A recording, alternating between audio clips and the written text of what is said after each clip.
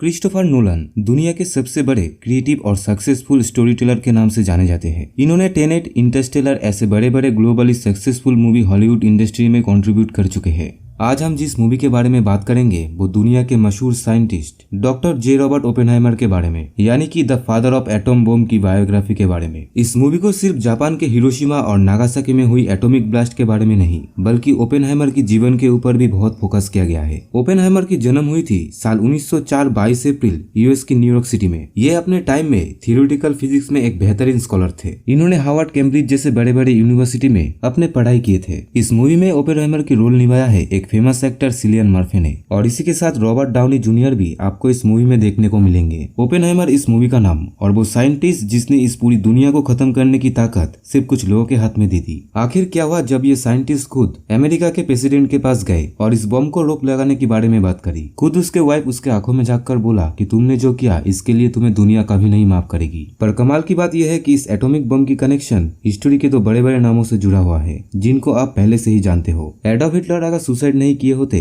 तो ये पक्का एटॉमिक बम का शिकार बनते। तैयारियां ऐसे ही थी। एल्बर्ट आइंस्टाइन इन्होंने इस बम वाले आइडिया के ऊपर दुनिया को खत्म होते हुए देखा था। उन्होंने ओपेनहाइमर को इस बारे में वार्न भी किया था। इस फिल्म की हाइप उस वक्त बढ़ गई थी जब एक न्यूज लीक हुआ था कि क्रिस्टोफर नोलन अपनी अगली फिल्म में एक रियल बम फोड़ेगा, यानी किसी वीएफएक्स सीजीआई इफेक्ट्स को इस्तेमाल किए बिना एक असली बम तैयार करना और उसको कैमरा के सामने रिकॉर्ड करके थिएटर में लाना। लोग समझ गए थे कि क्रिस्टोफर नोलन पागल हो गए हैं और इस वक्त थिएटर में कुछ ऐसा दिखने वाला है जो कोई भी नहीं भूल पाएगा। पर आप लोग जो सोच रहे हो ये फिल्म ऐसा नहीं है। आप टिकट काट रहे हो एटॉमिक बम को थिएटर में फील करने के लिए, लेकिन ये फिल्म बम ब्लास्ट के ऊपर नहीं है। इसका स्टोरी फोकस है पूरा ओपेनहाइमर के ऊपर। ये पूरी तरह एक बायोपिक फिल्म है जिसका 50% एक कोर्ट रूम ड्रामा स्टाइल में प्रेजेंट किया गया है। अगर आप केमिस्ट्री, हिस्ट्री, फिजिक्स इन सब के ऊपर इंटरेस्ट नहीं हो तो ये फिल्म आपके सर के ऊपर से जाने वाला है और काफी बोरिंग लगने वाला है। ओपेनहाइमर एक डॉक्यूमेंट्री स्टाइल में शूट की गई फिल्म है और छोटी छोटी डिटेल्स को एक साथ जुड़ के ये फिल्म बनाया गया है। इस फिल्म में आपको फन नहीं मिलेगा, एंटरटेनमेंट नहीं होगी और पढ़ाई लिखाई वाली फीलिंग्स आएगी। इस फिल्म को देखकर सिर्फ उन्हें ही मजा आने वाला है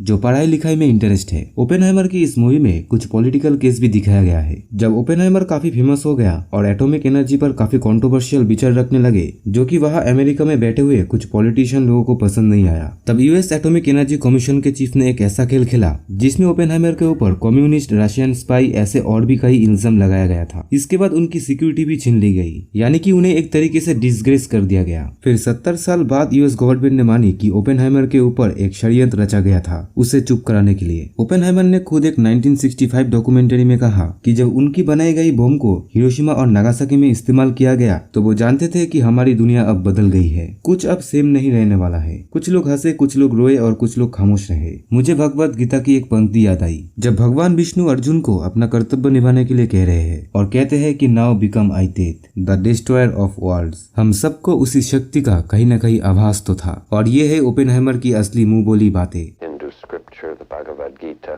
Vishnu is trying to persuade the prince that he should do his duty, and to impress him takes on his multi-armed form and says, "Now I am become death, the destroyer of worlds." I suppose we all thought that one way or another.